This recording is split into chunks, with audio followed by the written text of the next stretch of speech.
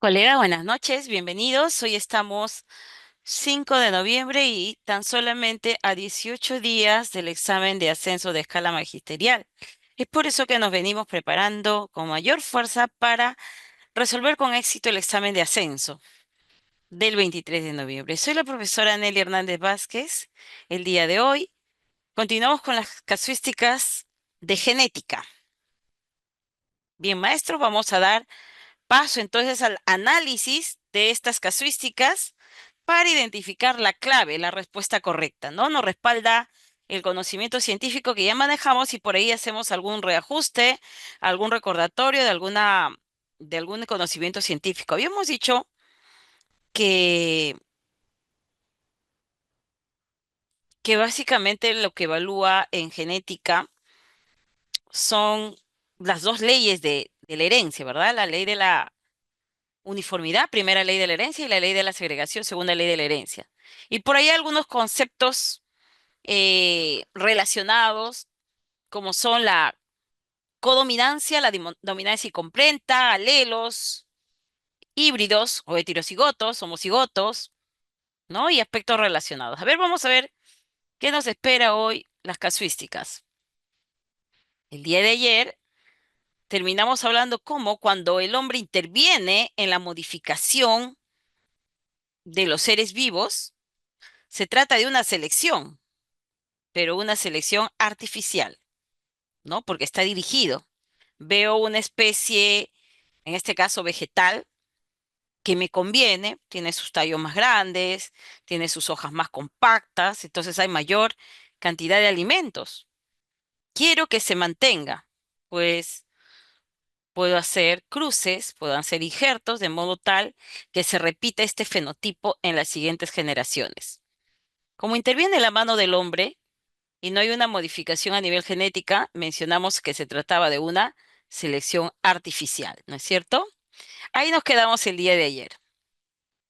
Entonces, el día de hoy vamos a analizar las siguientes casuísticas. Uy, nos hemos olvidado de saludar. Por aquí están saludando a toda la audiencia también. Buenas noches, estimada Imelda.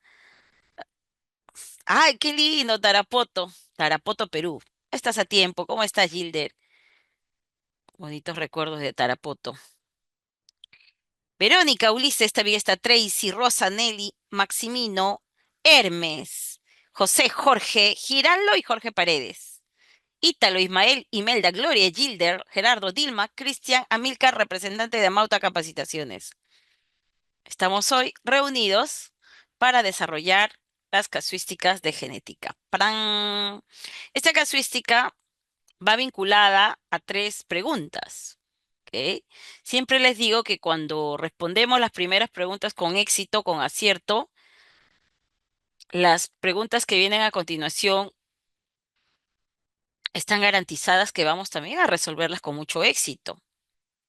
¿Cómo estás, Amilcar? Buenas noches, bienvenido. Dice, como parte de una unidad didáctica sobre los fundamentos de la evolución. Ajá, los fundamentos de la evolución. Una docente plantea a los estudiantes la siguiente pregunta. Muchas personas sostienen que la evolución permite que las especies mejoren a través del tiempo. En realidad, hace primero una, menciona un conocimiento científico, ¿no es cierto? La evolución permite que las especies mejoren a través del tiempo. ¿Es cierto o no? Porque, nuevamente, la evolución permite que las especies mejoren. Lógicamente, la evolución es a través del tiempo. ¿Es cierto o no y por qué? A continuación se presentan las intervenciones de tres estudiantes. Alan, a primera, dice, no lo creo en absoluto. Mire cómo esta expresión absoluto es, pues, es una expresión fuerte, ¿no? No le creo nada, ni un ápice nos está diciendo. No le creo, no lo creo en absoluto que la evolución permita que las especies mejoren a través del tiempo. Y comienza a hacer una descripción del proceso de la evolución. La evolución no es como una escalera, o sea, no es unos cambios hacia arriba, ¿no? Unidireccionales, sino más bien como un árbol. Ninguna especie está en la cima. sino en las tantas ramas del árbol. Sin embargo, Raúl dice, creo que algunas veces las especies sufren alguna mutación que los perjudica y otras veces mutan y se ven beneficiadas. Raúl, ¿qué dice? Que la mutación puede ser beneficiosa, así como también puede ser perjudicial. En ambos casos evolucionan, ¿no? Vincula estos procesos de mutación favorable o desfavorable a los procesos de evolución, ¿no? Entonces, mientras Alan dice que no cree en esta afirmación que dice la maestra, Raúl dice que a veces sí mejoran, a veces no. Pero Karen, la tercera estudiante, dice, es cierto. Ella sí le da la razón. Es cierto. ¿Es cierto qué? Que la evolución permite que las especies mejoren a través del tiempo. Es cierto porque con el tiempo las especies siempre cambian para mejor y pueden sobrevivir a condiciones extremas.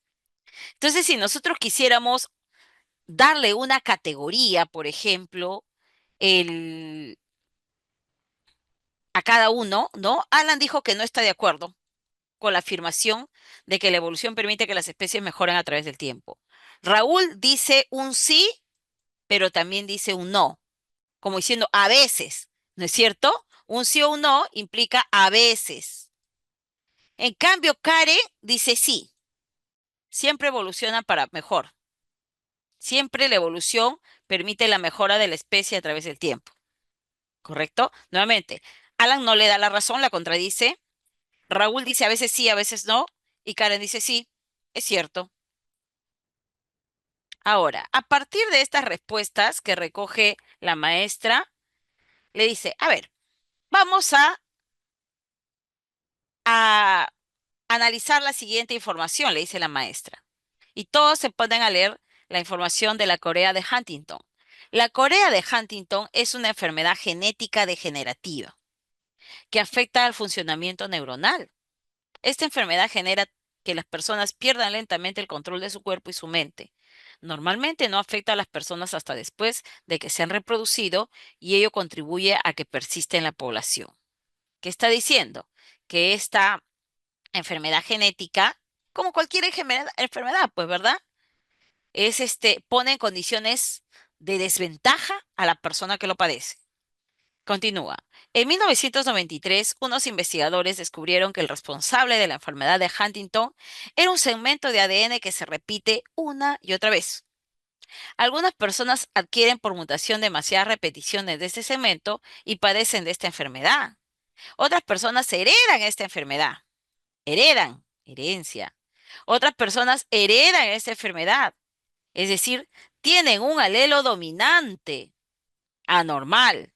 Nos están diciendo que dentro de la variabilidad de genotipos, el alelo es dominante. Si yo quisiera representar a la enfermedad de Huntington con H, utilizando su primera letra, porque en realidad se puede utilizar cualquier letra, yo diría que este es su alelo dominante.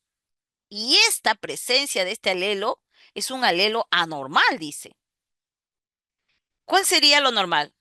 El recesivo, ¿sí o no? Dice que el alelo dominante es anormal con exceso de repeticiones que heredaron de uno de sus progenitores, ¿no? De hecho, pues, es una enfermedad hereditaria. Por genética se transmite de una generación a otra. Algunos estudios indican que hace aproximadamente 200 años, una mujer portadora del alelo de Huntington tuvo 10 hijos. Y en la actualidad, este linaje, o sea, del alelo causante de la enfermedad que portaba, es el antepasado de muchos residentes del lago de Maracaibo. Entonces, colegas, aquí nomás, esta enfermedad que está relacionada con la mutación y que es una enfermedad que se hereda de generación en generación, es una lectura que le da la razón a Alan, le da la razón a Raúl o le da la razón a Karen. O mejor dicho, ¿a quién la contradice? ¿A quién contradice esta lectura? ¿A Alan A Alan que dijo que no está de acuerdo con que las especies siempre evolucionan para bien. A Raúl que dijo a veces sí, el cambio es para bien, a veces no. O con Karen que dijo sí, siempre mejoran para bien. La lectura, ¿a quién le está dando la contra? A ver, pues Laura, ¿cómo está? Bienvenida. María Isabel, bienvenida, bienvenida. Tracy también. La B dice, ¿no? Gilder, ¿cómo está? Buenas noches, maestra María Cristina. Karen. Ah, muy bien. Le da la contra a Karen, nos está diciendo. ¿Cómo estás, Billy? Le da la contra a la B. ¿Le da la contra a Raúl?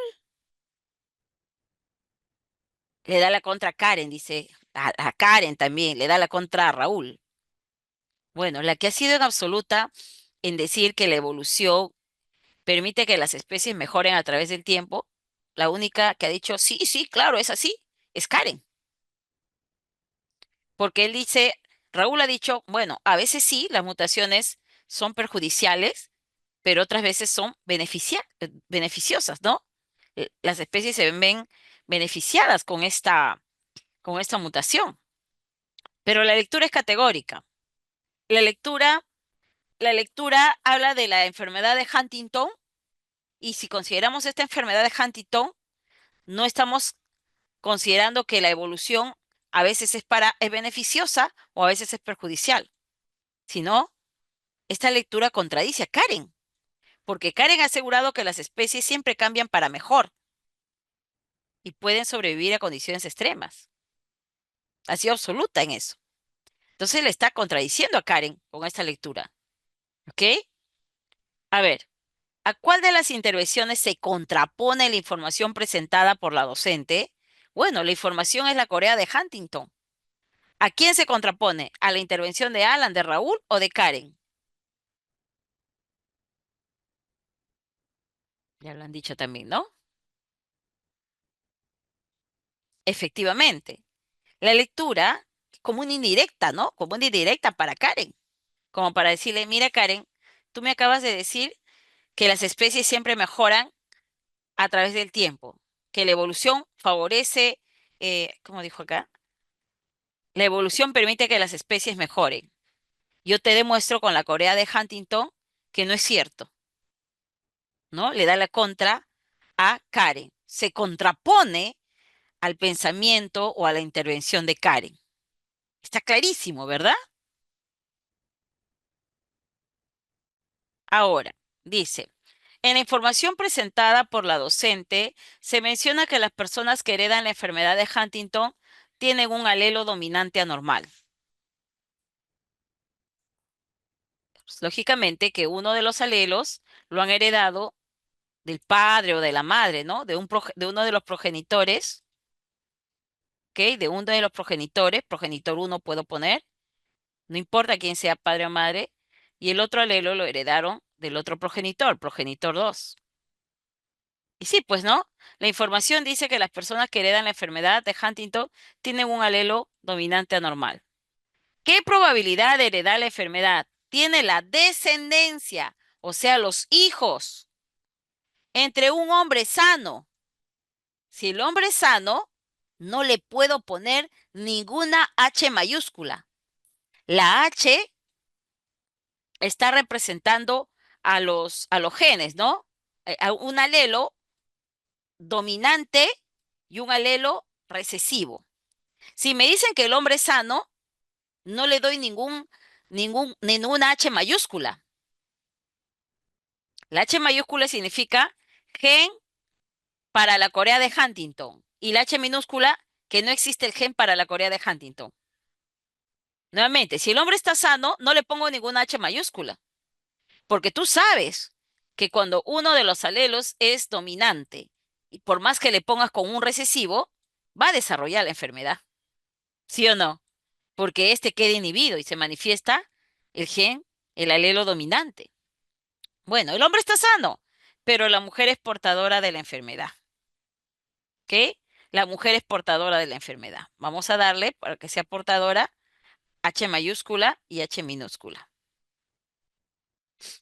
Dice, ¿qué probabilidad de heredar la enfermedad tienen los descendientes entre un hombre sano y una mujer portadora de la enfermedad?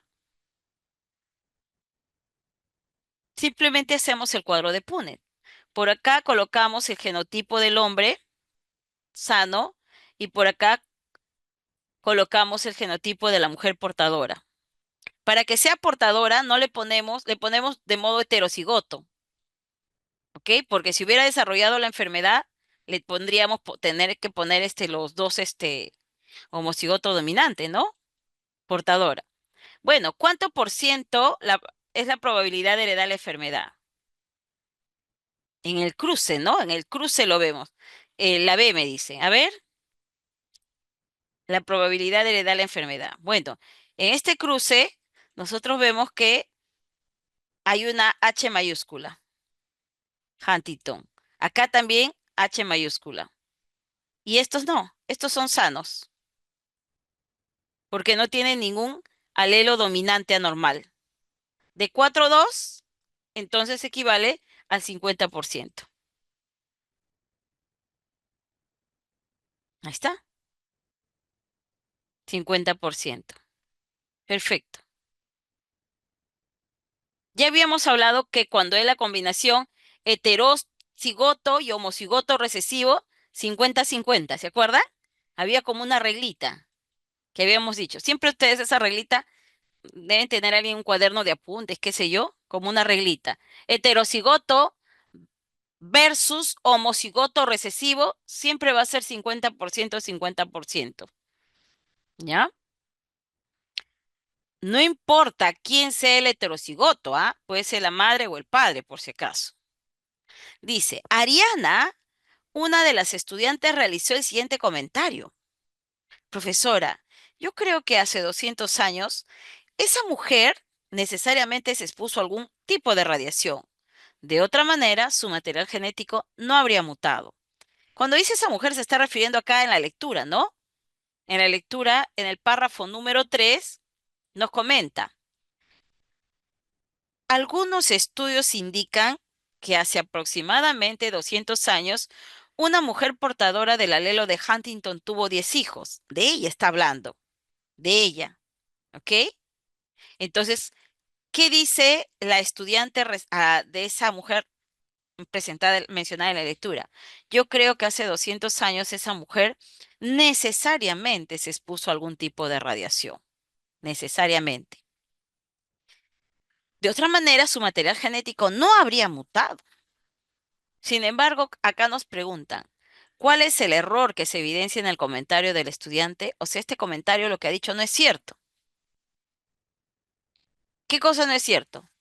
¿Que la mujer existió? Por ahí no va la certeza o no certeza, ¿no? Iría pues, esa mujer necesariamente se expuso a algún tipo de radiación. De otra manera, o sea, no hay forma, dijo. De otra manera, su material genético no habría mutado. Pero el error, ¿dónde está el error? El error está en creer que algún tipo de radiación podría causar una mutación en el material genético. Ahí está el error. Podría causar, algún tipo de radiación podría causar alguna mutación en el material genético, o el error está en dejar de lado que las mutaciones podrían significar beneficios para el organismo en el que sucede, o obviar que las mutaciones del material genético podrían ocurrir de manera espontánea. Ujú. La C, la A, la A, la A o la C. Ya. Ella ha dicho, esa mujer se tuvo que haber expuesto a algún tipo de radiación. Si no, no, porque dice de otra manera su material genético no habría mutado. Creer que algún tipo de radiación podría causar una mutación en el material genético, en realidad eso es cierto, ¿no? Porque la radiación ionizante puede causar una mutación en el material genético, ¿no? Entonces, esa parte es cierta. Y si es cierta, no puede ser el error que estamos buscando. Estamos buscando el error, ¿ok? No es la A entonces. Porque nosotros sabemos desde la teoría que hay dos tipos de radiación, ¿verdad? La radiación ionizante versus la radiación no ionizante. Nosotros sabemos que es un ion. Un ion es cuando un átomo pierde o gana electrones, ¿sí o no? Pero acá el átomo se ioniza porque le ha incidido en él una radiación, lo desarma, por así decirlo. Porque cuando un átomo pierde o gana electrones, se desarma, entre comillas, ese se desarma, claro, porque cuando es neutro la cantidad de protones y electrones coinciden, pero si ioniza, o pierde electrones y se carga positivamente, o gana electrones y se carga negativamente. Desarma el átomo. Nosotros sabemos que el material genético, el ADN, tiene nucleótidos. El nucleótido tiene moléculas, las moléculas tienen átomos, y los átomos pueden ser ionizados con este tipo de radiación que es altamente energética, como los rayos gamma, por ejemplo. Pero la no ionizante, que es el otro tipo de radiación, esa va, entre comillas, ¿ya? Como hacer vibrar al átomo, pero no lo va a desarmar. No le va a quitar electrones ni le va a agregar electrones. No lo va a desarmar, no lo va a desestructurar. Claro, sí lo va a mover, lo va a hacer vibrar, ¿no? Pero su poca energía que tiene va a ser, pues, que no se ionice. Entonces, esta radiación ionizante desestructura la materia, hace cambios en el ADN. Entonces, va a producir algún tipo de mutación del material genético. Eso es cierto.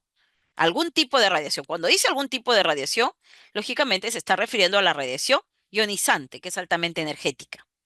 Entonces, esto de acá, la A es verdad, pero nosotros no estamos buscando la verdad. Nosotros estamos buscando el error en el comentario. A ver, dejar de lado que las mutaciones podrían significar beneficios para el organismo en el que sucede. Claro, ella había dicho que necesariamente se expuso a algún tipo de radiación, su material no habría mutado de otro modo, ¿no? De otro modo su material. Sí, lógicamente ha dejado de lado que las mutaciones podrían significar beneficios para el organismo en que le sucede. Ojo, pero esto no puede ser generalizable, ¿ah? Porque acá dice, las mutaciones podrían, claro, sí podrían, en algunos casos, ¿no? Podrían significar beneficios para el organismo en que sucede. Es que también la idea no está centrada en ese punto, ¿no? Aunque indirectamente está ahí, pero no va por ese lado el error. El error, ella ha dicho que la razón de la mutación, la razón de la mutación, no hay otra que la exposición a la radiación. Sin embargo, o sea, causa radiación, efecto mutación. Sin embargo, a veces las mutaciones del material genético, sin la presencia de la radiación, ocurren, porque esta puede ser de modo espontáneo. Por lo tanto, el error está en la C. No siempre tiene que haber radiación para que haya mutación. A veces este proceso se da de modo espontáneo, ¿no? En algunas lecturas que yo he leído, por ejemplo, dice que nuestro cuerpo siempre está alterando el ADN, pero inmediatamente se repara o se deshace aquellas estructuras mal formadas. Entonces, nuestro cuerpo viene día a día en una lucha de corrección, en una lucha de desactivación de proteínas o de estructuras anómalas, por así decirlo, ¿no? Entonces, el cuerpo lucha día a día por vivir en realidad. Ojo, eso sin que haya radiación. Hay mutación a veces, ¿no? Vamos con la 33. Dice, como parte de una unidad didáctica sobre la genética en el ser humano, una docente presenta a los estudiantes la siguiente información. A ver, vamos a ver qué información nos presenta. Dice, tres tipos de genes conforman la familia de genes para la visión del color en los seres humanos. Claro, todo está predeterminado por los genes, el fenotipo, la fisiología también. O sea, dice que nosotros vemos, o sea, para nuestra visión, la visión del color, vemos a colores por la presencia de tres genes. tres tipos de genes. ¿Ya? Ahora, en el cromosoma X se encuentran dos de estos tres genes. Ah, mira, el cromosoma X entonces tiene la mayor cantidad de genes para que nos permiten la visión del color en el cromosoma X, porque acá hay dos genes de los tres que hay en total. Dice, estos se refiere a los genes que están en el cromosoma X. Estos son los responsables de la visión para el color verde y rojo, que son dos de los colores básicos, ¿verdad? Verde y rojo. El tercer gen que se encuentra en algunos, el tercer tipo de gen se encuentra en alguno de los cromosomas autosómicos. Y ahora tendríamos que preguntarnos, ¿qué son los cromosomas autosómicos? ¿Quiénes son los cromosomas autosómicos? Nosotros yo me acuerdo en las primeras casuísticas presentamos un cariotipo completo y los cariotipos tienen cromosomas. A ver, ¿quién me dice qué son los cromosomas autosómicos? Nosotros cuando enseñamos en clase decimos, chicos, hay dos tipos de cromosomas. Cromosomas. Para una célula, los 22 pares primeros son los cromosomas somáticos, decimos. Si quieres, llámale corporales, también le decimos. Y el último par son los cromosomas sexuales, decimos, ¿verdad? Que a veces puede ser XX, mujer o XY. Así decimos, ¿verdad? Pero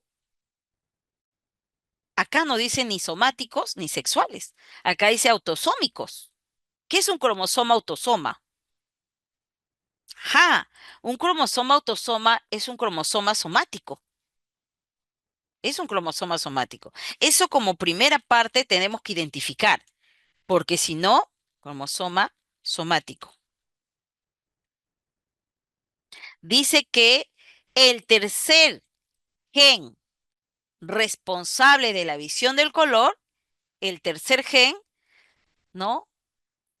Se encuentra en un cromosoma somático, en otras palabras. Se encuentra en un cromosoma somático. Podría ser en cualquiera de los 22 pares, ¿verdad? Cromosomas autosomas que determinan el sexo son 20. Ajá, muy bien, muy bien. Total, dice que ya, los cromosomas somáticos siempre van a tener la forma X, obviamente, ¿no? Cuando me dice que son los cromosomas autosómicos, ya, cualquiera de los primeros pares, de los 22 pares, y su forma es XX.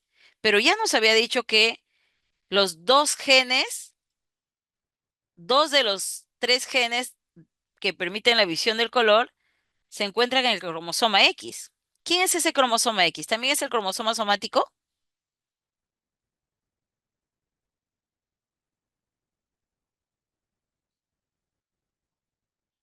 ¿A qué se refería cuando decía X? En este caso, se trataba del cromosoma sexual, ¿ok? Cromosoma sexual. Por eso ha dicho que el tercer par se encuentra en un cromosoma somático o en un cromosoma autosómico, ¿verdad? ¿Se entiende, no? Se entiende. Si hubiera puesto acá en el cromosoma sexual X, hubiera sido más ilustrativo. Pero la casuística, lógicamente, a propósito, para generar un grado de dificultad, ha dicho, en el cromosoma X se encuentran dos genes del color y el tercer cromosoma se encuentra en los cromosomas autosómicos. Ni siquiera ha utilizado la expresión, digamos, más familiar, ¿no? Más común, cromosomas somáticos o cromosomas corporales. Al leer esto de acá, al llegar a este punto, de la lectura, recién, recién yo deduzco que estos eran los cromosomas sexuales. ¿Sí o no? ¿Sí o no? Dos pares de genes, dos genes se encuentran en el cromosoma X y el tercer gen se encuentra en el cromosoma autosómico. Dice, entonces el otro era sexual. ¿Sí o no? Luego la docente pregunta lo siguiente. Le dice, chicos, Determinadas enfermedades relacionadas con la visión del color se presentan mayoritariamente en hombres. Mira, pues, o sea, los hombres no ven los colores tan nítidos como la mujer. No tienen esa habilidad visual de distinguir colores. Ellos pueden ver y decir, ah, ese vestido es rojo. La mujer dice rojo vino, rojo sangre, rojo púrpura, ¿no? Rojo rosado, rojo intenso, rojo mate. Nosotras las mujeres tenemos esa habilidad de esta distinción, esa agudeza. Por eso se dice que los hombres, bueno, no todos obviamente, ¿no? No se vayan a sentir aludidos, ¿ah? Que los hombres se visten mal, combinan mal sus colores de ropa porque no tienen esa agudeza visual para el color. ¿No han escuchado ese comentario que dice, que se suele decir? Que muchos son, ah, ¿por qué te has vestido con ese color? Qué feo, ¿no? Esa la esposa le tiene que decir, no, no, no, te me cambias, no conjuga ese pantalón, ese tono con esa camisa. Te me cambias, no, qué feo estás. Pero el hombre dice, pero ¿qué tiene? Yo lo veo que es bonito, ¿no? No, es que los hombres no tienen tanta agudeza visual. Y acá lo dice, ¿no? Determinadas enfermedades relacionadas con la visión del color se presentan mayoritariamente en los hombres. Desde la genética, la ciencia que estamos estudiando. ¿A qué se debe esto? Vamos a buscar la explicación. Vamos a buscar quién da la respuesta correcta. ¿Lo da Alanis, Brian o Carlos? ¿Quién dice por qué determinadas enfermedades de la visión del color se presentan mayoritariamente en los hombres? Bueno, Alanis dice que eso se debe al hecho de que en los hombres los alelos recesivos de los genes relacionados con la visión del color rojo y verde se encuentran exclusivamente en el único cromosoma Y. Como se encuentran en el cromosoma y los hombres son los únicos que tienen cromosoma Y, entonces Alani dice, ahí está la explicación. Pero Brian dice que los hombres tienen dificultades en la visión del color es al hecho de que los hombres portadores de alelos sanos pueden tener una copia defectuosa en el otro cromosoma autosómico.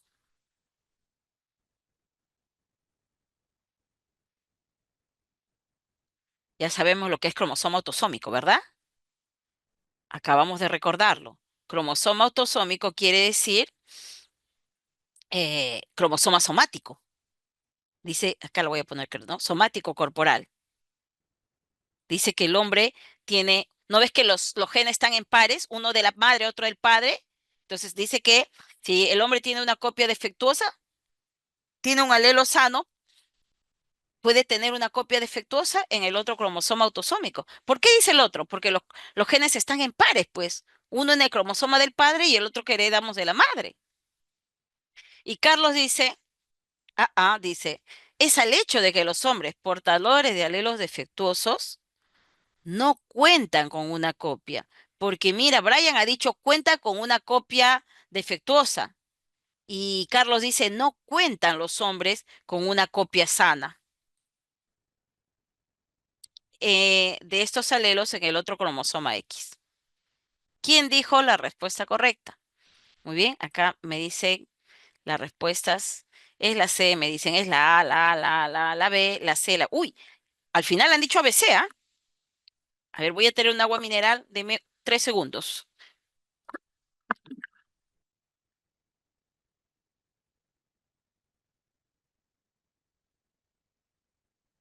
Correcto, ya estoy de regreso. Dice que es la C, la ABC. Ah, ya. Esta casuística a mí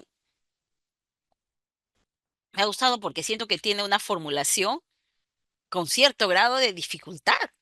Nos reta para que hagamos un análisis minucioso. Porque miren, para empezar, utilizan la expresión de cromosoma autosómico. Auto. Hay que buscarle una clave. Auto. Los autos, las movilidades, se refieren a los cromosomas somáticos. Entonces tú hay que hacer como una mnemotecnia, ¿ya? Los autos son para movilizar nuestro cuerpo. Los autos son para movilizar nuestro cuerpo. Autosómico, corporal, y corporal es somático, ¿verdad? ¿Ya? Ya, mire. Si Alanis tuviera la razón, claro, el que tiene mayor defecto para la visión son los hombres, acabamos de decir. Pero dice que el problema es que los genes para la visión del color rojo y verde se encuentran exclusivamente en el cromosoma Y. Díganme ustedes, acá está la información que nos va a dar respaldo a nuestra respuesta. ¿En qué parte dice que porque el cromosoma Y es un cromosoma sexual? ¿En qué parte de la lectura dice que el cromosoma Y porta el gen para la visión del color? ¿En qué parte? Si en la segunda línea dice que en primer lugar son tres cromosomas. Dos cromosomas están en el cromosoma X, pero es cromosoma sexual. Y el tercer gen se encuentra en el cromosoma autosómico, que es el cromosoma somático, que también es X. Entonces, si Alanis dice que se encuentra en el cromosoma Y, la lectura no la respalda. ¿Me dejo entender? Ojo, además que si se encontrara en el cromosoma Y, todos los hombres al 100% tendrían dificultades para la visión del color. Ah, es falso, claro que sí, falso de toda falsedad. La lectura ha dicho que el cromosoma para la visión del color son tres, pero todos esos tres tienen la forma X, X y X, donde estos dos X son sexuales. Claro, hay X sexual en la mujer y el hombre, ¿verdad? En el hombre también hay. Y este es somático. Pero ellos estratégicamente, pues, no han dicho somático, han dicho autosómico.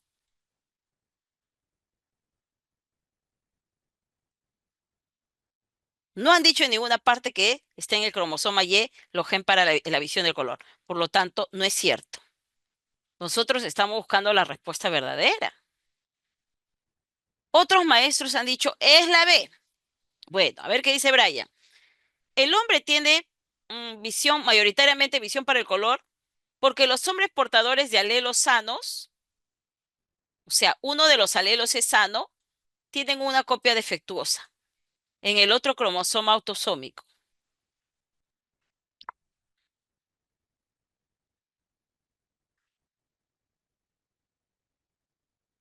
Si fuera en el cromosoma autosómico, recuerden que el cromosoma autosómico es el cromosoma somático, es el cromosoma somático.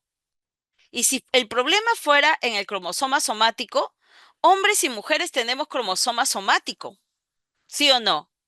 Entonces no sería una enfermedad mayoritariamente de los hombres, sería una enfermedad común para hombres y mujeres, porque Brian está asegurando que el problema está en los cromosomas somáticos. ¿Me dejo entender? Y cromosomas somáticos tienen hombres y mujeres. O sea, el problema no está en este cromosoma, que tiene gen para el color, que es autosómico, o sea, somático. Pero si estuviera en ese gen, no sería un problema de la visión exclusivo de los hombres, sino también sería general para hombres y mujeres porque todos tenemos cromosomas autosómicos. Por lo tanto, lo que dice Brian no es cierto. ¿Entiende por qué no? No es cierto. Carlos, al hecho de que los hombres portadores de alelos defectuosos no cuentan con una copia sana de estos alelos de los cromosomas en otro cromosoma X. ¿A qué se está refiriendo? Bueno, se estará refiriendo al cromosoma sexual. ¿Por qué? Porque los hombres en los cromosomas sexuales tienen la combinación X, Y. Dice, portadores de alelos defectuosos. Supongamos que acá, en esta zona, esté el alelo defectuoso. Acá está el gen con defecto para la visión. Como no tienen otra X, por eso dice, no cuentan con una copia sana. ¿Por qué no cuentan? Porque no hay otra X. No hay otra X. Entonces, mayoritariamente presenta la visión para el color. Esto es verdadero. Si yo me voy a los cromosomas sexuales de la mujer, son X. A ver, voy a un ratito acá. X, X. ¿Sí o no? Si la mujer heredó el gen defectuoso de parte de un progenitor, y aquí está el gen defectuoso, tiene una copia sana en el otro cromosoma X, porque tiene otro par de X que lo puede salvar, ¿correcto?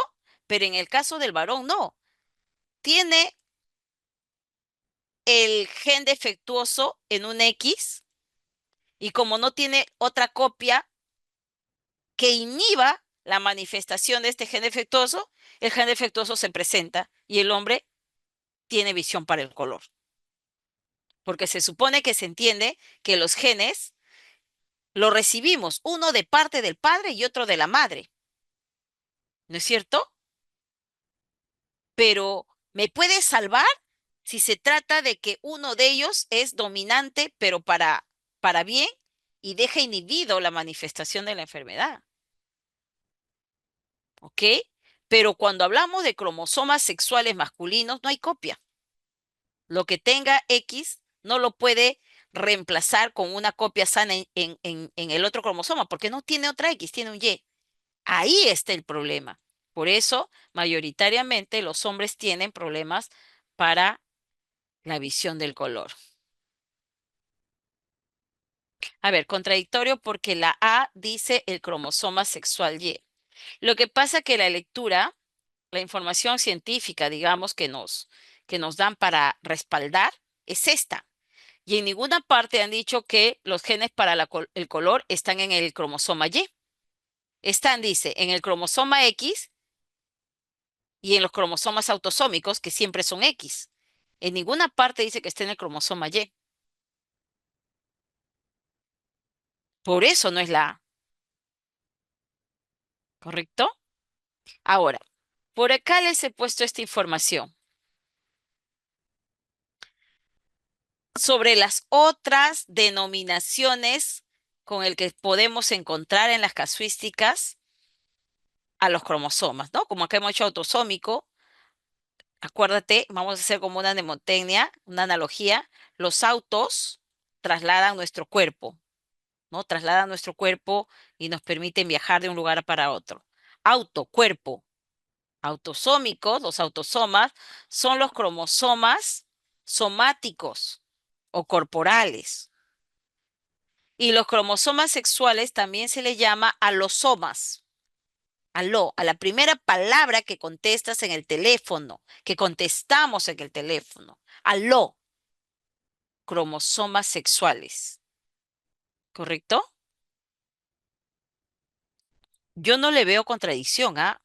No sé, ustedes, por ahí me ha dicho hay una contradicción. No le veo contradicción. Nuevamente, el cromosoma X que mencionan acá es el cromosoma alosoma, el cromosoma sexual. Bueno, vamos con la 34. Luego la docente plantea el siguiente caso. A ver, vamos a ver de qué caso nos están hablando. Luego la docente plantea el siguiente caso. A ver qué me dicen por acá. Un ratito, hay un comentario. Buenas noches. Alfredo, ¿cómo estás, Alfredo? Bienvenido. Cierta enfermedad de la vista es generada por un rasgo recesivo y está vinculada con un alelo defectuoso. Ya está. Enfermedad de la vista, C minúscula. ¿Dónde está este alelo defectuoso? En el cromosoma X, dice. Ubicado en el cromosoma X. Una mujer portadora no manifiesta la enfermedad y posee un alelo sano y un alelo defectuoso. ¿Ya? La mujer presenta En primer lugar, no tiene la enfermedad. Tiene un alelo sano, C mayúscula, y un alelo defectuoso, C mayúscula, C minúscula. ¿Ok? Ahí nos está dando la información, ¿ah?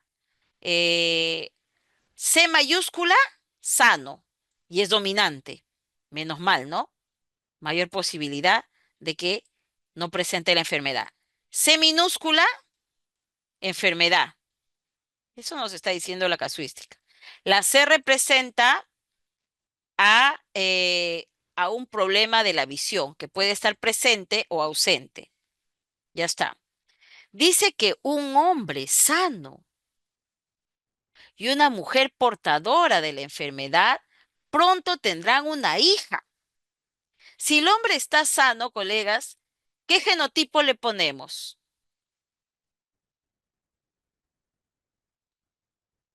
Si el hombre está sano, ¿qué genotipo le ponemos?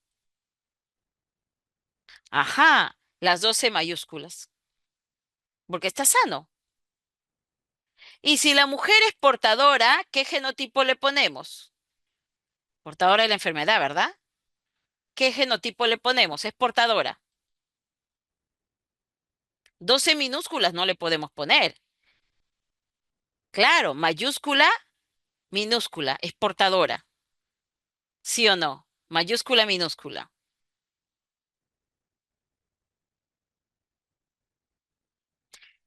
Ahora, ya, estas parejas se conocen y ahora van a tener una hija. La docente pregunta a los estudiantes, ¿cuál es la probabilidad de que esa hija sea portadora de la enfermedad? A continuación se muestran las respuestas de tres estudiantes. ¿Cuál de las siguientes estudiantes responde correctamente a la pregunta planteada por la docente?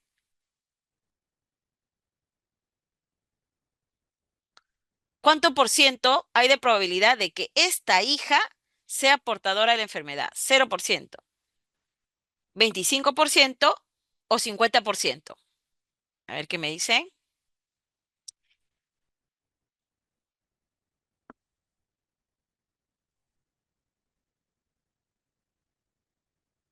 La A me dicen. 0% entonces.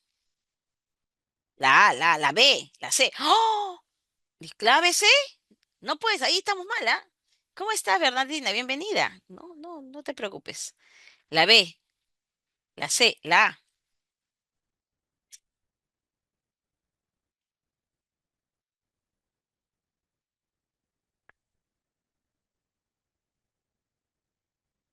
Ah, es que no habíamos, claro, nosotros habíamos dicho en una clase, siempre que tengas un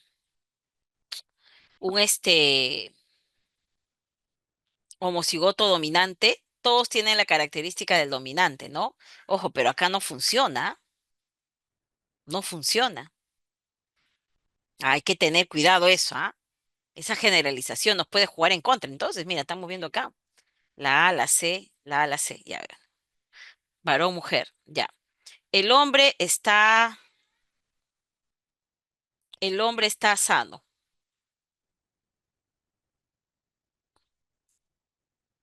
La mujer está con el alelo defectuoso.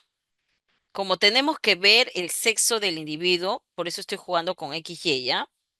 Y con XX. Acá hay dos X con dos en mayúscula. Está enfermo, ¿sí o no? No, no, no, está sano más bien. Está sano. Voy a cambiar esto ya. Está sano. Acá tenemos una C mayúscula, una C minúscula. Es portadora. XXXX. Pero con esta combinación sale XY. XY. Entonces estos no juegan, ¿ah? Estos no juegan. ¿Por qué? Porque van a ser una hija. Y estas combinaciones son de hijos. ¿Me dejo entender?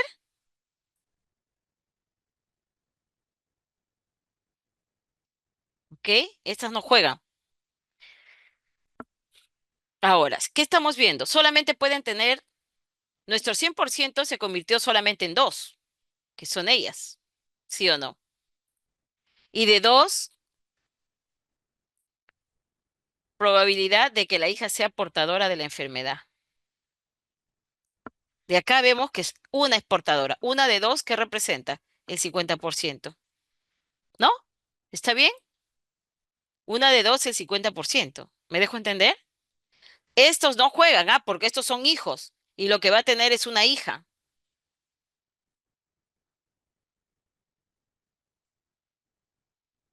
Por lo tanto, es el 50%.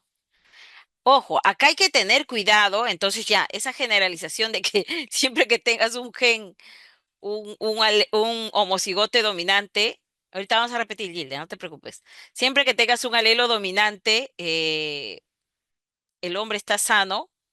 Siempre que tengas un alelo dominante, todos son dominantes, no funcionó acá, porque acá estamos hablando del sexo de la persona. Ahí rompió nuestro esquema, ¿ok? Ajá. El término de hijas cambió todo. Por eso acá hemos jugado, colegas, acá hemos jugado con los cromosomas sexuales, ¿ya? Los cromosomas sexuales. Y nosotros sabemos, como es enfermedad de la visión, que el cromosoma X sexual tiene el gen para la visión, ¿no? Por eso hemos jugado con los cromosomas sexuales. Acá, ¿por qué no le hemos puesto ninguna C, ni mayúscula ni minúscula? Porque el cromosoma Y no tiene los genes para el defecto de la visión, ¿ok? No tiene el gen, por eso no va con ninguna C, ¿ah? La teoría anterior nos ha respaldado eso, nos ha dicho dónde están los cromosomas defectuosos para la visión. El Y no tiene nada que ver, por eso no le he puesto ninguna C.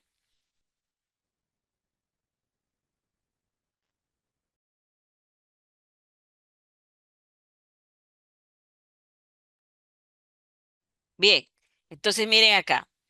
El padre está sano, dice hombre sano.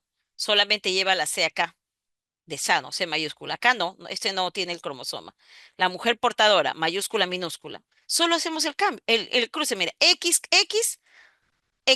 parsexual. Los dos mayúsculas. Si son los dos mayúsculas, acá está sano. Sana la hija, porque XX es el cromosoma que determina el sexo femenino. Sano, sana. Acá otra vez XX, pero una mayúscula del padre y otra minúscula de la madre, que es el gen defectuoso. Acá sí hay enfermedad. Es mujer, pero es enferma.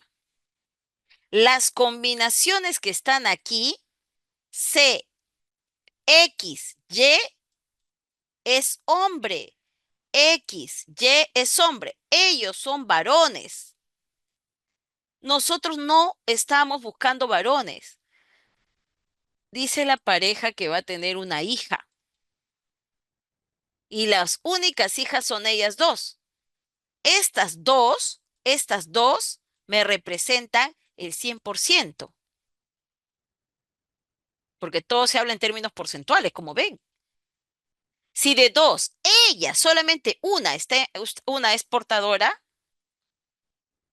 ¿cuánto es una de dos? ¿No es el 50%? Por eso Cirilo ha dicho lo correcto, que el 50% 50% de probabilidad de que la hija sea portadora. Como dijo el maestro, si nos hubiera dicho hijos, sería otra historia. Pero acá nos han dicho que es una hija la que están esperando. Por eso en esta pregunta, las dos 100%. Ajá, las dos son 100%. Por eso esta pregunta, muchos se confundieron y dijeron, a ver, veo que solamente esta hija es portadora. Una de cuatro, 25% dijeron la mayoría. Esta es una pregunta reciente de uno de los últimos exámenes. Y eso no es cierto, porque las hijas solamente son dos y dos se convierte en nuestro 100%.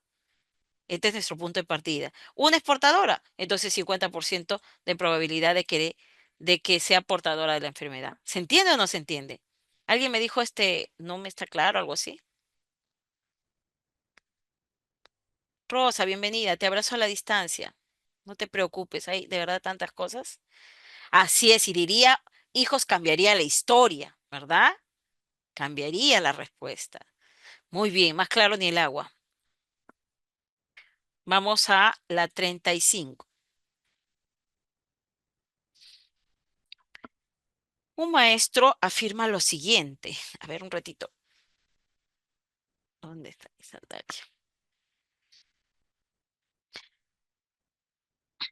Un maestro no. Como parte de una sesión de aprendizaje, una docente identificó que varios estudiantes afirmaban lo siguiente. ¿Qué afirmaba? Mientras más grande es el animal, más cromosomas hay en sus células, en las células de su cuerpo. Miren este concepto, esta ciencia intuitiva de los estudiantes, ¿verdad? Esta ciencia intuitiva de los estudiantes, que dice, mientras más grande es el animal, más cromosomas hay en sus células, o sea, mayor número de cromosomas, ¿no? Antes el profesor escucha y dice, ¿qué? Y dice, a ver, chicos, presten atención. Veamos la siguiente tabla. Esta tabla lo presenta en respuesta al comentario que he escuchado de los estudiantes. No la presenta porque está iniciando una clase, ¿no? Y quiere comparar. No, no. Esta es una respuesta al comentario. Y le dice, chicos, miren, en la especie humana, en la especie del humano, sus células somáticas tiene 46 cromosomas.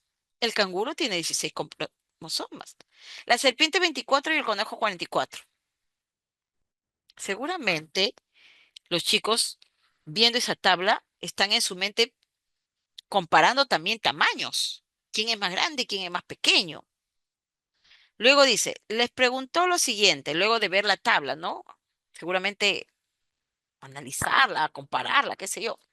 A partir de la información presentada en la tabla, la cantidad de cromosomas en las células somáticas depende de qué tan grande sea el animal, como ustedes lo están diciendo, un poquito más le decía así, ¿no? Entonces, colegas, ¿cuál es el propósito principal de la docente al realizar esta actividad? ¿Qué quiere la maestra? ¿Activar saberes previos en los estudiantes o generar el conflicto cognitivo en los estudiantes o promover la formulación de hipótesis en los estudiantes?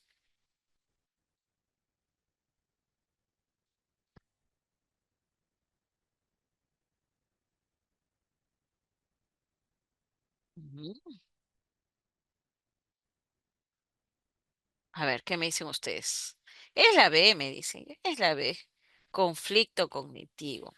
Claro, lo que pasa que vamos a escoger, hemos tenido un par de clases enteras, ¿no? De conflicto cognitivo. Cuando yo tengo lo que sabe el estudiante, lo que sabe, y lo que sabe es falso, y yo le doy una información, en este caso, para contradecir los saberes previos del estudiante, para desestabilizar sus estructuras mentales. Entonces, lo que estoy haciendo es generar el conflicto cognitivo en los estudiantes. Mira lo que dice la A. ¿Cómo va a activar los saberes previos? ¿Acaso les ha preguntado una pregunta? A ver, general, no, ese cuadro es una respuesta al comentario de que mientras más grande es el animal, más cromosomas hay en sus células. No está activando saberes previos. La C dice, promover la formulación de hipótesis en los estudiantes. ¿Acaso hay una respuesta y el maestro está pidiendo buscar la causa? Como por ejemplo, haciendo una pregunta de por qué o cuál es la explicación. No, no es la formulación de una hipótesis.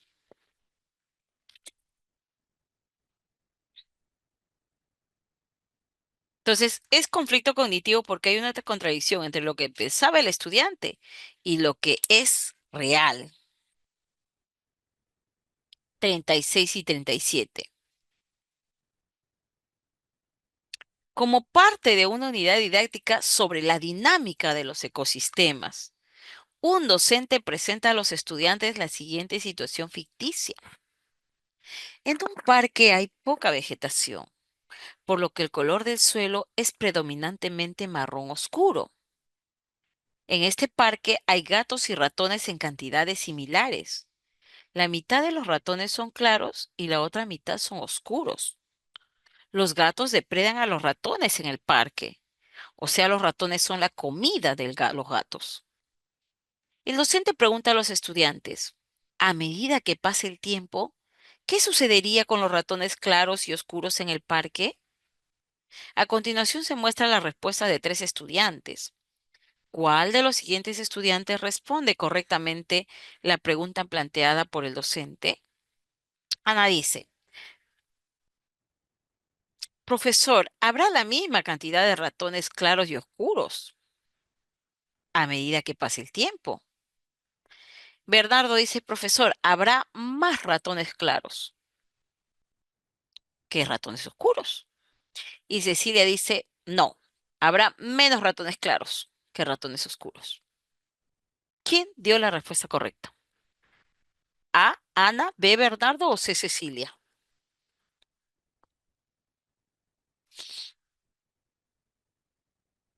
Ujú. Me dicen la C, me dicen la C.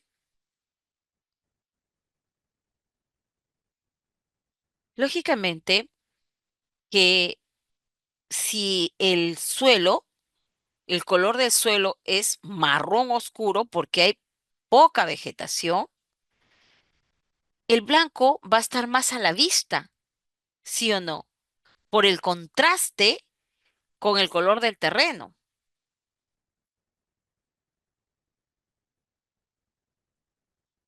En cambio, los ratones oscuros van a estar como camuflados o mimetizados con el color de su entorno, de su hábitat, ¿sí o no? ¿Quiénes van a estar más a la vista? ¿Quién, el enemigo acá o el depredador es el gato? ¿A quién se va a comer más rápido? Obviamente va a ser a los ratones blancos, porque están más visibles que los ratones oscuros que se camuflan con el color del suelo. Por supuesto. Entonces no puede haber la misma cantidad de ratones claros y oscuros, porque los ratones oscuros se van a mimetizar con el color del suelo y no van a estar fácilmente a la vista de los depredadores que son los gatos. Tampoco va a haber más ratones claros, porque los claros están en desventaja.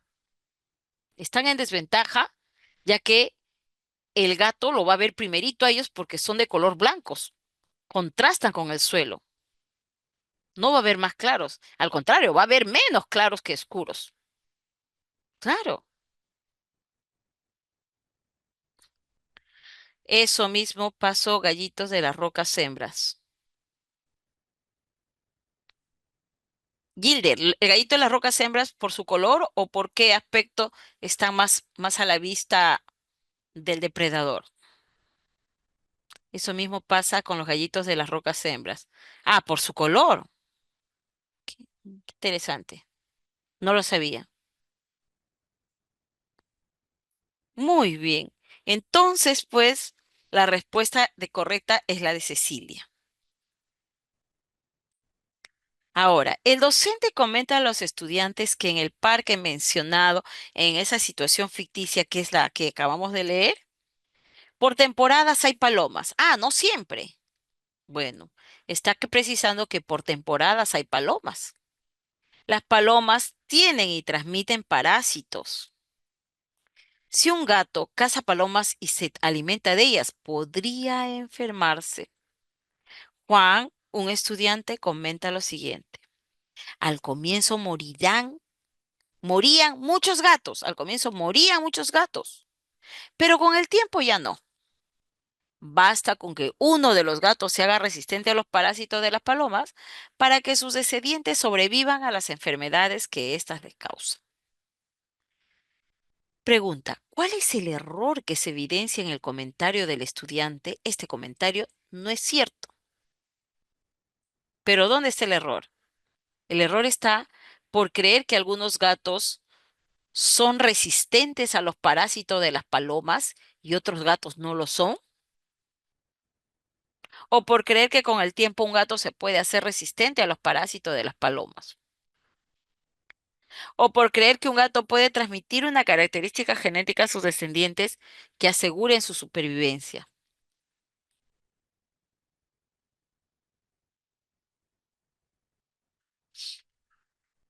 A ver qué me dice. La C, la C.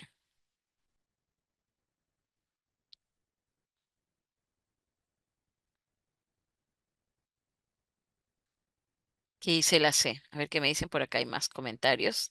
Es la B, es la C, es la C. La C nos menciona la transmisión de características genéticas, obviamente a sus descendientes, pues, ¿no? Que asegure su supervivencia. En primer lugar, acá nos han dicho que hay por temporadas esas palomas que están con parásitos, por temporadas.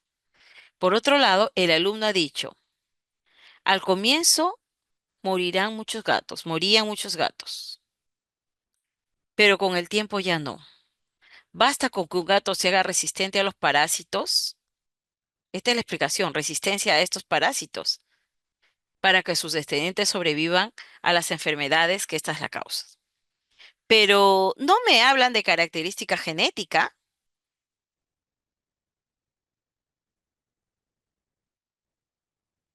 una resistencia a los parásitos. Creer que el gato puede transmitir una característica genética, pero no está hablando de característica genética, está hablando de resistencia a los parásitos.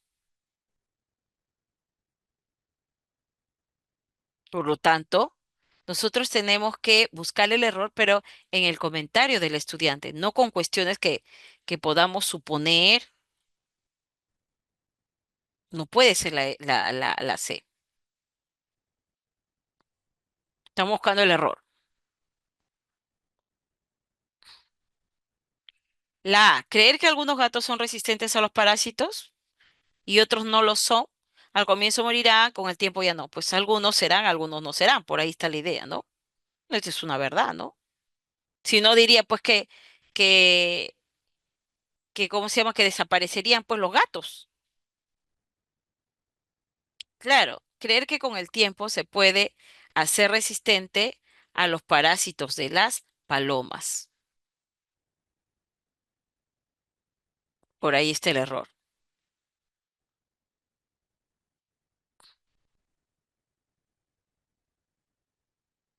Vamos con la 38.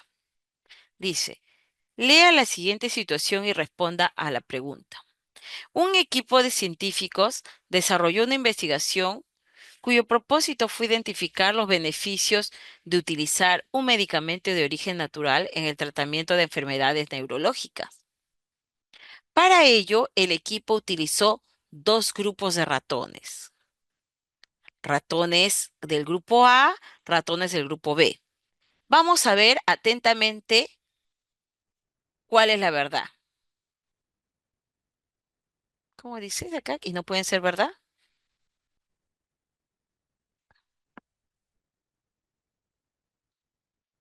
Estamos buscando el error, ¿no? Cree que con el tiempo un gato se puede hacer resistente a los parásitos y a las otras no. Es que el parásito siempre va a ser parásito, una relación de interespecífica que causa daño. Siempre va a poner en desventaja a la especie.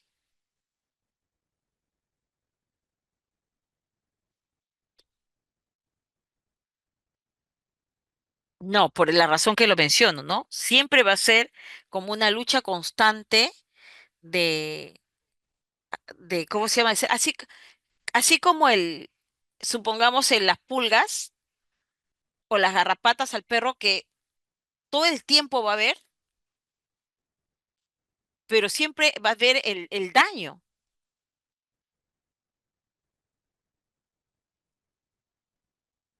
El parásito no mata en una, ¿no?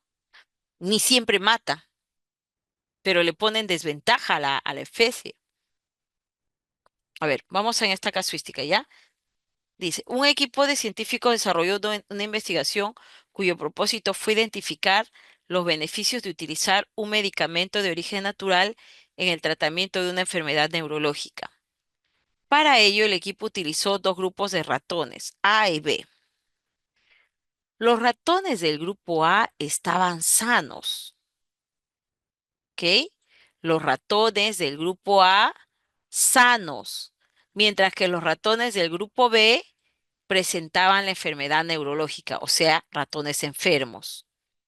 A partir de cada uno de estos grupos se formaron dos subgrupos, A sub 1, A sub 2, B sub 1, B sub 2. Cada subgrupo estuvo conformado por 12 ratones.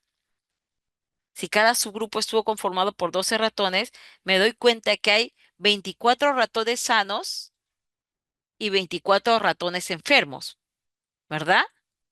Porque solamente han dividido en dos subgrupos cada uno. Entonces, de A, en total, grupo A, 24 ratones y grupo B también 24 ratones. Cada subgrupo ya, los subgrupos A1 sanos y B1 enfermos no recibieron el medicamento, o sea, los pusieron en un solo grupo que no recibe el medicamento. En cambio, los subgrupos A2 sanos y B2 enfermos recibieron una dosis diaria de 30 microgramos sobre gramo del medicamento durante 2 semanas. O sea, ¿se entiende, no? Los sanos y enfermos no reciben medicamento. Otro grupo similar de sanos y enfermos sí reciben el medicamento. Pregunta. Acá está bien, ¿no? Grupo A sanos, grupo B enfermos. Eh, sanos y enfermos que no reciben el medicamento, sanos y enfermos que sí reciben el medicamento. Colegas, ¿cuál es la variable que se debe mantener igual para todos los subgrupos en la investigación? ¿Cuántos subgrupos tenemos? Subgrupo 1, subgrupo 2, subgrupo 3 y subgrupo 4. A estos subgrupos, ¿qué se debe mantener igual? ¿La presencia de la enfermedad neurológica o la alimentación de los ratones o la dosis del medicamento?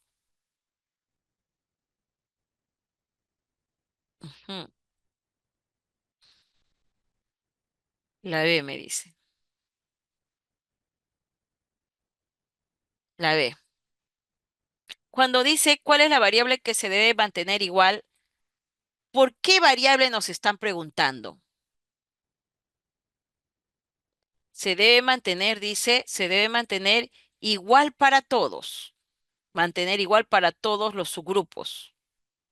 ¿Por qué variable nos están preguntando? Por supuesto, por la variable control. ¿Cuál tiene que ser la variable control, en otras palabras? La variable control no puede ser la presencia de la enfermedad, porque hay ratones sanos y también están en el experimento. No puede ser las dosis del medicamento, porque no todos reciben medicamento. Estos 12 de acá y estos 12 ratones de acá no reciben medicamentos. Cada subgrupo son 12 unidades de ratones. No reciben medicamento. Entonces, ¿cómo la dosis del medicamento va a ser igual para todos? Ujú. No puede ser igual para todos. Lo que tiene que ser igual para todos, ni siquiera digo puede, tiene que ser igual para todos, es la alimentación. Claro, tiene que alimentarse de lo mismo. Porque si cambiamos la alimentación, estamos incluyendo una variable interviniente. Tienen que comer lo mismo, la misma cantidad, el mismo alimento y a la misma hora.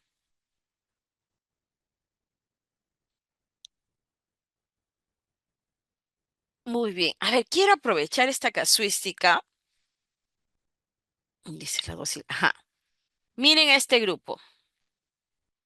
Este grupo de ratones no recibe el medicamento. Este grupo de ratones sí recibe el medicamento. ¿Cómo se le llama a este grupo que no recibe el medicamento? ¿Qué tipo de muestra es?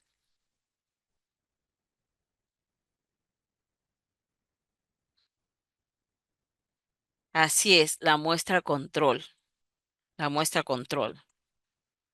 Y esta muestra que sí recibe el medicamento, el segundo grupo, la muestra que sí recibe el medicamento, muestra experimental, ¿no? Porque pueda que les pregunten muestra experimental. O también dicho de otro modo, casos. Y en el otro, controles. Casos y controles. Pueden buscarla en alguna información. Casos y controles. Casos, los que reciben el tratamiento, el, el medicamento en este caso, ¿no? Casos y controles.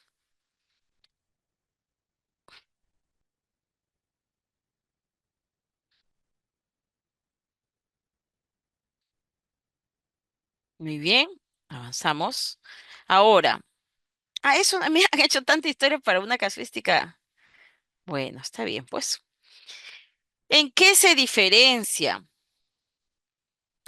una célula nerviosa de una célula del intestino de un mismo organismo? Acá hay algo muy importante. Es un mismo organismo. Si un mismo organismo, ¿por qué no agarramos y nos ponemos nosotros? Hay que ser nosotros, porque nosotros tenemos células nerviosas y también tenemos célula intestinal. ¿En qué se diferencia? Nuestra neurona y nuestro enterocito. ¿En la cantidad de cromosomas o en la secuencia de ADN que expresan? ¿O en la mayor parte de su genoma?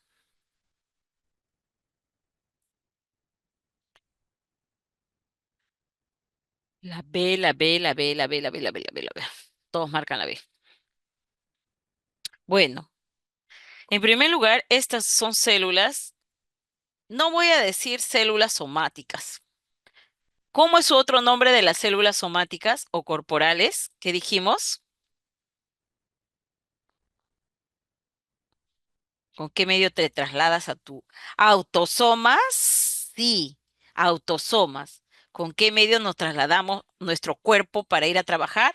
Con los autos. Empieza con esto y de ahí lo demás sales. Autosomas. Soma es cuerpo incluso, ¿sí o no? Autosomas.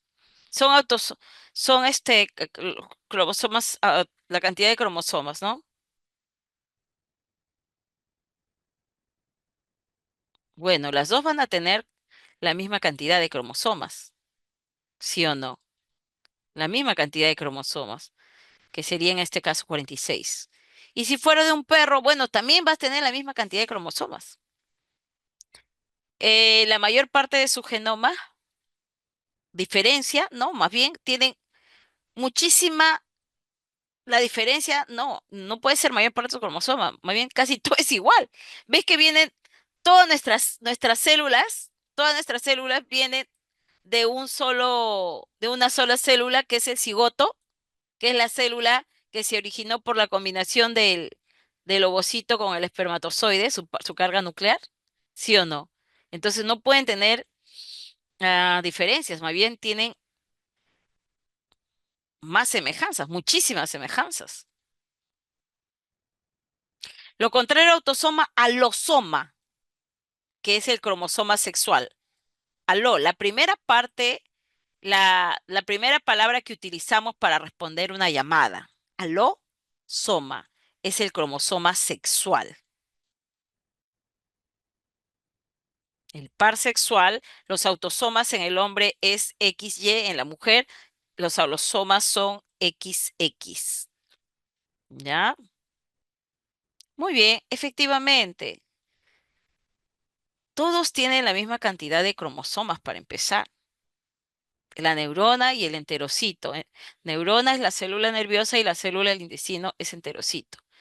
Pero hay ADNs, secuencia de ADNs, si quieres podríamos decir gen, ¿no? Que se expresan en uno y que están apagados en el otro. Por eso son no solamente de diferente forma, sino también diferente fisiología, diferente anatomía y diferente fisiología. Se diferencian estas dos células en la secuencia de ADN que expresan. Bien, una docente, en una sesión de aprendizaje se suscita el siguiente diálogo entre la docente y Mateo, uno de los estudiantes. El docente dice, un pequeño grupo de escarabajos verdes llegó a una isla.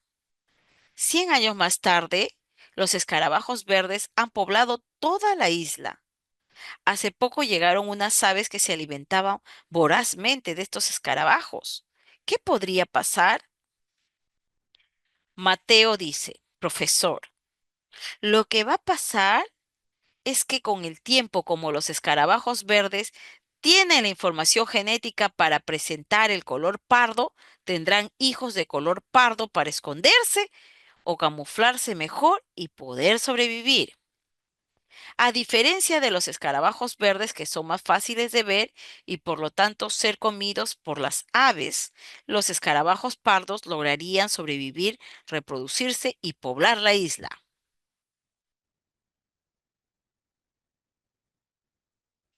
La docente busca que el estudiante identifique el error evidenciado en su comentario. O sea, lo que he hecho está mal.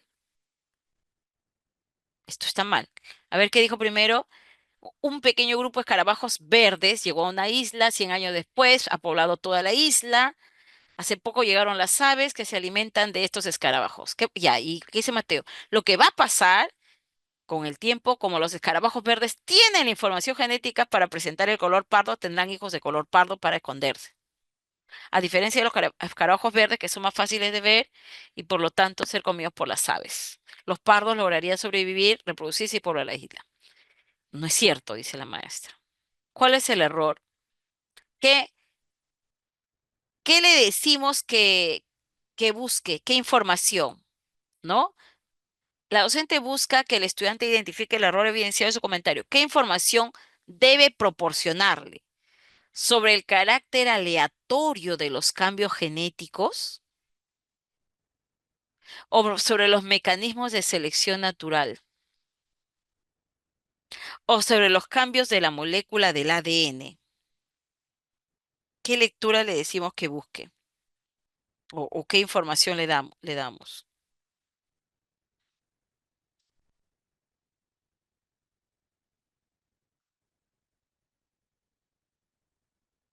Muy bien, ya tenemos la respuesta.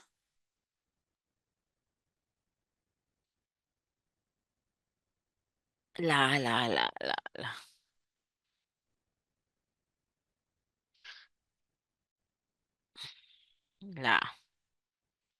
¿Cómo va a cambiar la molécula de ADN? Ya no va a tener entonces la base nitrogenada, el azúcar pentosa y la desoxirribosa y el radical fosfato. Eso sería cambio en la molécula del ADN.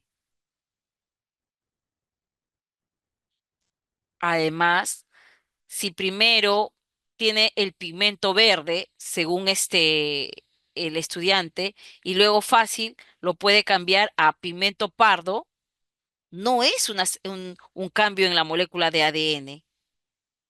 Si hubiera dicho no, cambio en los genes, por ahí podría tener más lógica, ¿no? No puede ser esto. Porque acá no es que dijo mal, sino qué lectura le doy, qué información le digo que lea.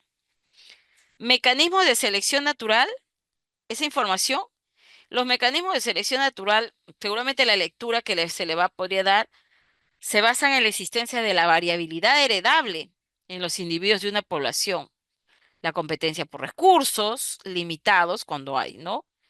Y la reproducción diferencial.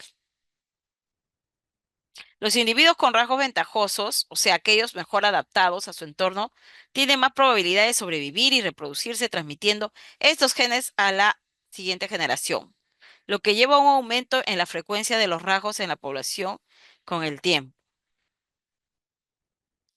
Él ha dicho, llegan las aves, es como si tuvieran una decisión, ¿no? El escarabajo, uy, me va a comer el ave, ya no voy a producir pigmento verde, ahora voy a producir pigmento pardo para camuflarme. Lo siento, los cambios genéticos son aleatorios, son aleatorios.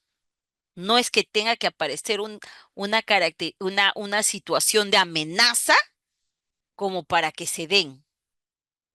porque acá hay una situación de amenaza, presencia de las aves. En consecuencia, Mateo dice, ah, ya, fácil, inhiben el gen de verde y activan el gen de pardo, para camuflarse y pasar desapercibidos frente al enemigo que son las aves. No, no, es que esos cambios no se dan cuando la situación lo necesita, no es una decisión, tienen una característica aleatoria. Incluso pueden generar una ventaja o desventaja al individuo, porque es aleatoria. Entonces la respuesta correcta es la A, como bien lo han dicho. Muy bien, pasamos entonces a la siguiente. A dice, la mutación aleatoria es la fuente fundamental de la variabilidad genética, pero pero la selección natural, el proceso mediante el cual algunas variantes sobreviven y otras no es aleatorio. Claro, porque la selección natural eh, está en función de las mejores condiciones para sobrevivir, ¿no? Así como nosotros vimos ayer lo de las jirafas, por ejemplo, dice, ejemplo de selección natural, algunos animales acuáticos es más probable que sobrevivan y que se reproduzcan si pueden desplazarse rápidamente por el agua. ¿Qué significa la palabra aleatorio? Al azar, no sigue un patrón o una secuencia o un orden determinado. O sea, no es que me siento amenazado y hay un cambio, ¿no? Porque acá habla del carácter aleatorio de los cambios genéticos, ¿no? Dado que el cambio de color está regulado por el genoma, ¿no? Por los genes. Muy bien, vamos con la 41. Nos dice, luego de realizar una visita de estudio a un jardín botánico y como parte de una sesión de aprendizaje en el aula, el docente pregunta a los estudiantes acerca de lo que más llamó su atención en el área de los cactus. Los estudiantes comentan acerca de gigantón, un cactus arbóreo. Acá está gigantón, este cactus arbóreo. Qué hermoso, ¿no? Miren la, la altura de la persona y miren el, el gigantón, que es un cactus. Y el cactus denominado Mila, que es un cactus pequeño. Mila. A continuación se presenta el comentario de Sandra, una de las estudiantes. ¿Qué dice Sandra? ¿Cuánta diferencia había en la altura de estas plantas? Seguramente la planta más alta, se está refiriendo al gigantón, debe tener células de mayor tamaño que las plantas más bajas, o sea, se refiere a Mila, el cactus pequeño. El docente identifica que varios estudiantes están de acuerdo con Sandra. Sí, Sandra, tiene razón. Sí, sí. Gigantón tiene células grandes. Cactus Mila tiene células pequeñas, ¿no? Por este motivo ha pensado presentarles imágenes de las células de diversas partes de ambos cactus. Ah, ya. No es que ha cortado una muestra, ha puesto al microscopio, no. Le ha dado imágenes de las células. Pero esas imágenes indican el tamaño de dichas células, ¿no? Porque una imagen yo la puedo hacer grande, pequeñita, ¿no? Pero acá, en esas imágenes, indican el tamaño de dichas células. Pregunta, ¿qué proceso de aprendizaje promoverá principalmente el docente en los estudiantes al presentarle esas imágenes? Lo que quiere es la activación de saberes previos o la transferencia de aprendizajes, quizás, o la generación de conflicto cognitivo. ¿Cuál es el propósito de, de este, de este momento, ¿no? De pedagógico. A ver qué me dicen. Es la C, me dice. Es la A, es la C. La mayoría dice que es la C, pero también hay maestros que dicen que es la A. Es la A, dice.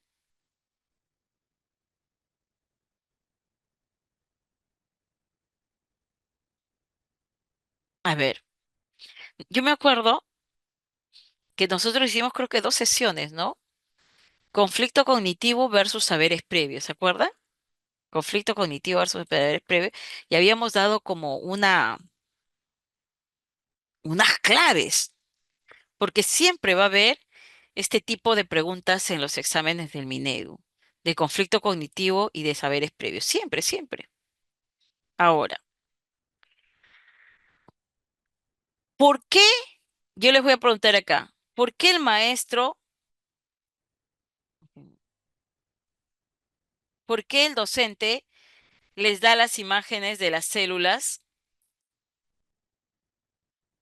de los dos cactus y que en esas imágenes se indique el tamaño de dichas células? ¿Por qué? Ajá, muy bien, Gerardo. Esa, acá no es que empieza la clase. Esta es una respuesta a partir del comentario que escucha de los estudiantes. ¿Qué han dicho los estudiantes? Chicos, chicos, Gigantón debe tener células grandes, seguramente, ¿no? Tiene células más grandes que Mila, que es pequeñito. Las imágenes de las células, el maestro le da, no porque está empezando una clase de tamaño de las células o las células, no. Esas imágenes le da en respuesta a este comentario, en respuesta a este comentario de acá. Quiere contradecirlos, porque ve que los estudiantes tienen una información que es falsa, que es falsa. Entonces, cuando se mantiene la lógica de la casuística, donde primero tienen una, el comentario de los estudiantes, en todas las casuísticas, el estudiante está equivocado. Yo no he visto ni una casuística donde el maestro esté equivocado, ¿ah?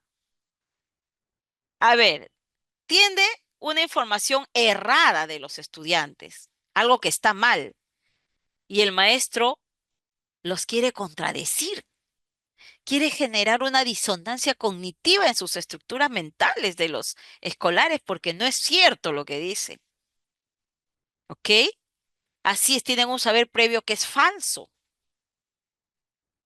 Entonces, lo que pretende el maestro al darle estas imágenes donde está el tamaño de la célula, seguramente los estudiantes van a decir, oh, mira, tanto Gigantón como las células de Mila, acá dice que tienen el mismo tamaño.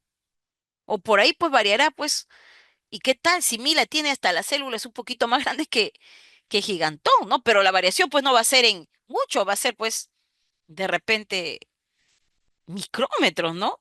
Un par de micrómetros. Entonces, mira, no era como pensábamos que Gigantón, como era grande, tenía que tener células grandes y Mila, como era pequeño, tenía que tener células pequeñas. No era así. Quiero generar un conflicto cognitivo. Lo que piensa el estudiante se va a ver desequilibrado con lo que realmente la información científica señala. No está recogiendo saberes previos. Si el maestro hubiera dicho, miren, acá tenemos estas plantas, ¿cómo creen que serán sus células? ¿Creen que Gigantón tendrá células más grandes que Mila? ¿Por qué creen eso? Ahí si hubiera sido saberes previos y hubiéramos marcado la A, porque está recogiendo las primeras, lo que sabe el estudiante antes de haber presentado alguna información. Ahí hubiera sido saberes previos, pero no mantiene esa lógica. Acá, esta tarea, esta actividad del docente es producto de una información científica errada que tiene el estudiante. Entonces, la información científica que muestra el maestro es para contradecir el saber previo que tiene el estudiante, desestabilizar, desequilibrar sus estados mentales previos. Siempre va a ser conflicto cognitivo. Lo único que va a cambiar es la historia. Lo único que va a cambiar es la historia. Entonces la respuesta correcta es la C. Mira, mira, mira lo que dice la B. No sé si alguien ha votado por la B, ya no voy a retroceder. Transferencia de aprendizaje. Transferencia de aprendizaje pues será cuando lo que aprendí lo voy a aplicar en una situación similar, por ahí podría ser, ¿no? Ahí podría decir, es como decía, el profesor me ha dicho que los carbohidratos son la harina, todos los que contienen todos los que contienen harina, por ejemplo, ¿no? Y ha puesto tres ejemplos, yuca, papa, gamote, y me ha dicho que dibuje otros ejemplos, ¿no? Otros ejemplos, o alguna aplicación de alguna ley científica. No es transferencia, ¿no? Nadie votó por la B tampoco, creo. Maestra, ¿cuál es el tip para reconocer saberes previos? Ok. Saberes previos es cuando el profesor presenta una situación y formula preguntas respecto a esa situación. Otra forma podría ser que el profesor les pide una actividad.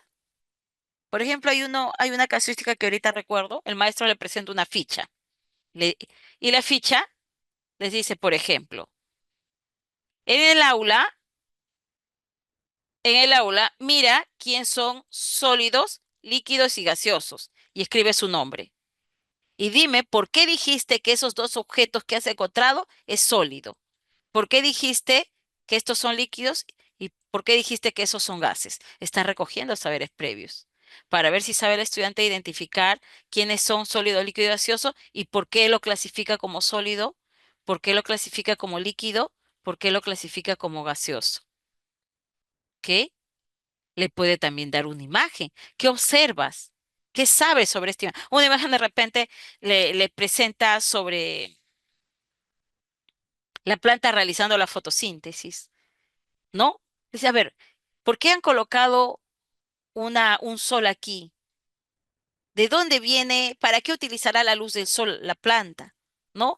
Va ahí él conectando las preguntas a partir también de la respuesta del estudiante, pero nunca, nunca le va a contradecir lo que sabe con lo que realmente es, con la realidad. Nunca va a procurar darle esta contradicción.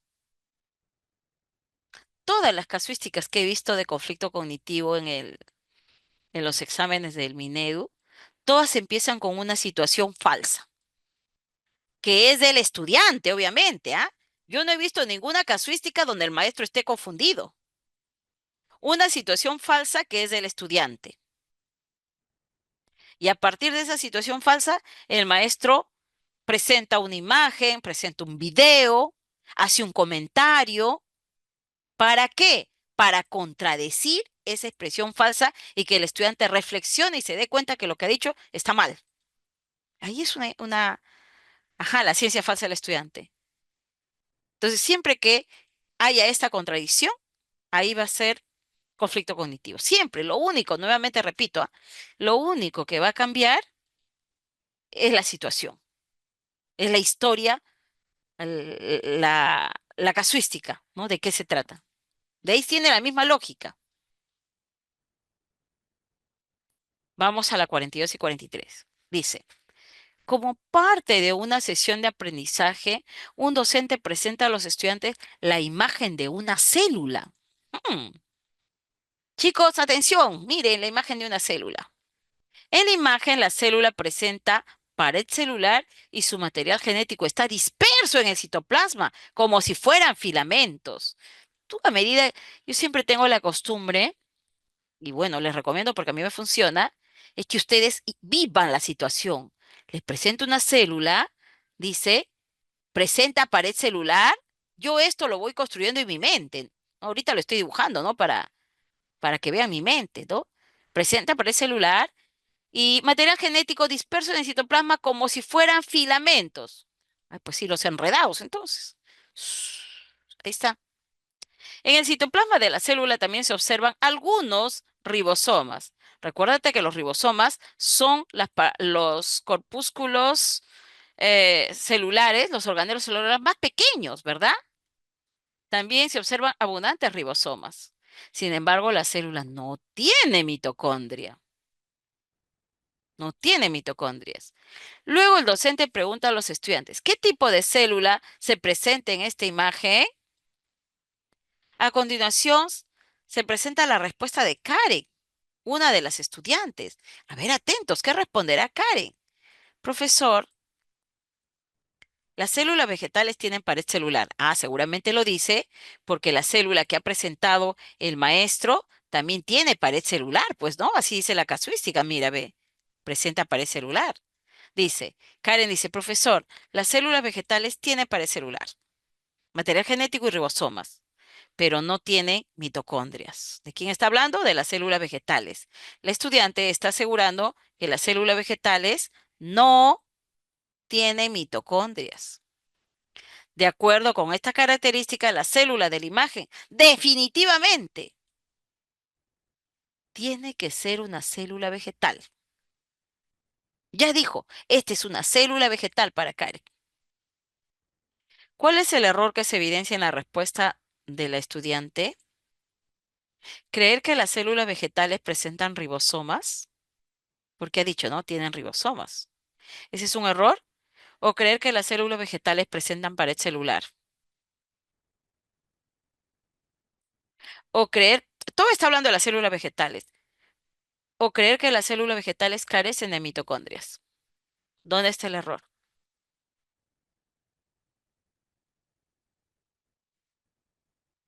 Ella ha dicho que esto de acá es una célula vegetal. A ver qué me dice. La C, la C, la C, la C, la C, la C, la C. La C. Ya, en primer lugar, ¿quién es esa? Si no es célula vegetal. No es célula vegetal, ¿no? A ver, ¿por qué no es célula vegetal? Alguien que me diga, por favor, una pista, yo acá lo parafraseo. ¿Por qué no es una célula vegetal?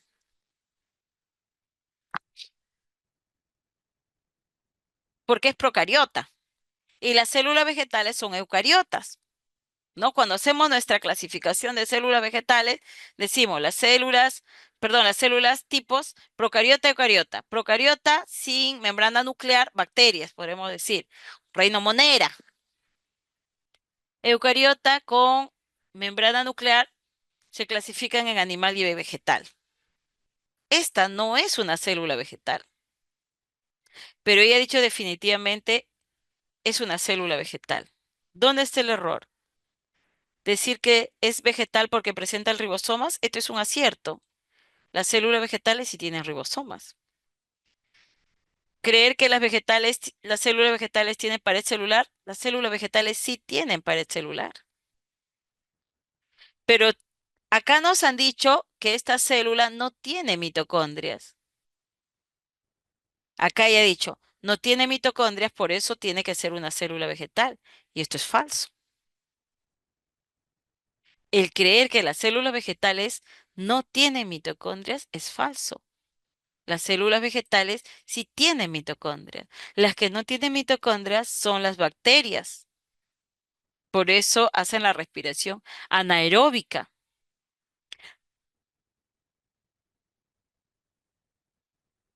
Muy bien, vamos con la 43. ¿A qué organismo es más ya creo que lo dije. ¿A qué organismo es más probable que corresponda a la imagen presentada por el docente? Que no nos han puesto una imagen, nos las han descrito, pero hay que deducir a qué organismo pertenece la imagen, a una bacteria, a un protista o a un hongo.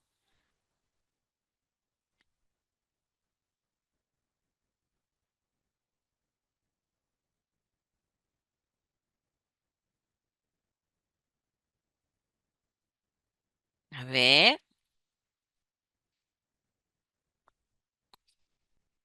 claro, el protista y el hongo tienen células eucariotas. Eucariotas. Su material genético está dentro de una membrana nuclear. En la descripción nos dice que tiene pared celular. También nos dice que tiene en su citoplasma como filamentos de su material genético y abundantes ribosomas. Claramente es una célula procariota. Y la única célula procariota que vemos nosotros en la lista es la bacteria. Ahí está. ¿Ok? Muy bien. La respuesta correcta es la letra A.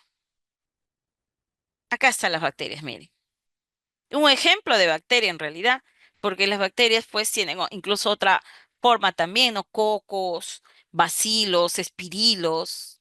Ahí está, podemos apreciar en el interior de su citoplasma, tiene el material genético, el ADN, como filamentos desordenados, como si fuera una madeja de hilo que han dejado eh, desenredada por allí. No tiene membrana nuclear. Esos puntitos rojitos que vemos al interior o anaranjados son la cantidad de ribosomas. Esa cubierta que vemos azul, y acá lo dice, es la pared celular. Pared celular, ADN, ribosomas. Ahora, las bacterias, ojo, no tienen mitocondrias. Las bacterias son procariotas, lo que significa que no tienen orgánulos rodeados de membranas como las mitocondrias. En cambio, las bacterias generan energía a través de procesos metabólicos que ocurren en su citoplasma y membrana celular. Generan energía. Cuando dice generan energía, me están hablando de la respiración, porque la respiración es un proceso que permite la formación de energía, que permite la formación de ATPs. No tiene mitocondrias, no puede hacer la respiración aeróbica, hace la respiración anaeróbica, que solamente les genera 2 ATPs, pero para ellos es suficiente, porque se trata de una bacteria, ¿ok? Un organismo rudimentario. Se cree antes en una célula, por ejemplo, a ver, en una célula eucariota, que podríamos decir es una célula más evolucionada que la procariota, esta tiene organelos endomembranosos, como la mitocondria. La mitocondria tiene su propio ADN. Se cree por eso que antes la mitocondria era un ser vivo independiente y que en algún momento esta, esta célula o esta mitocondria se incorporó o fue tragada por una estructura a la cual actualmente le llamamos célula. Y de en adelante comenzó a formar una, un organelo de un citoplasma de, un, de una estructura viva a la cual llamamos célula. Hay una teoría que habla de, de lo que estoy mencionando, ¿no? Que las mitocondrias se creían que eran estructuras apartes, independientes, y que en algún momento de los cambios que ha habido propios en los individuos, ¿no? En los seres vivos, esta fue tragada o incorporada al citoplasma de la célula. Y desde allí hacen como una especie después de simbiosis, ¿no es cierto? Muy bien. A ver qué me dicen acá, hay un comentario, creo. Ajá, la teoría endosimbiótica, excelente, así es. Muy bien, estimados maestros, aquí nos vamos a quedar. Recuerden que la próxima clase, a ver de qué es, seguimos, vamos a hablar de clonación la próxima clase, ¿ok? Que implica pues la repetición de un genoma en un individuo a otro. Muchos creen que la clonación, cuando yo clono a una persona, me va a salir una persona igual hasta con la misma edad, y eso es falso. ¿No? Es que las películas que nos presentan de ciencia ficción nos señalan así, nos señalan que en la clonación van a generar un individuo del mismo tamaño, hasta del mismo peinado, ¿no? y eso es falso. Entonces, vamos a aprender sobre, no aprender, ¿no? Porque no es la novedad. Vamos a repasar sobre la clonación y vamos a hacerlo con un simulador en la primera parte, antes de resolver las casuísticas. Voy a organizar el material para que les pueda compartir por el grupo de WhatsApp, de modo tal que les llegue con todas las respuestas. Agradezco su participación, estimados maestros. Nos vemos el día de mañana. ¿Ok? Hasta mañana. Gracias por estar atentos y siempre participar en las sesiones. Muy bien, voy a organizar el material. En este momento, buenas noches.